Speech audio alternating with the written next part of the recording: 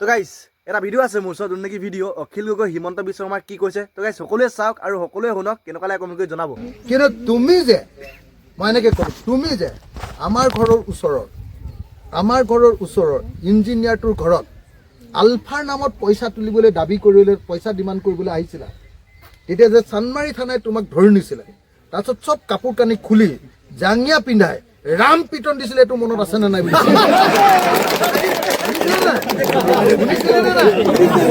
আপোনালোকে চাইনে নাচাই চাইনে নাই মই মুখৰ আগত কৈছো তোমাক জাঙিয়া পিন্ধি পিটিলে ৰাম পিটন দিলে লাজ আছে নে নাই বুলি কৈছো মোক আজিলৈকে পিটিছে নেকি কোনোবা এনেকে কৈছো। অসমৰ মুখ্যমন্ত্ৰীয়ে মানে আপোনাৰ পইচা চুৰ কৰে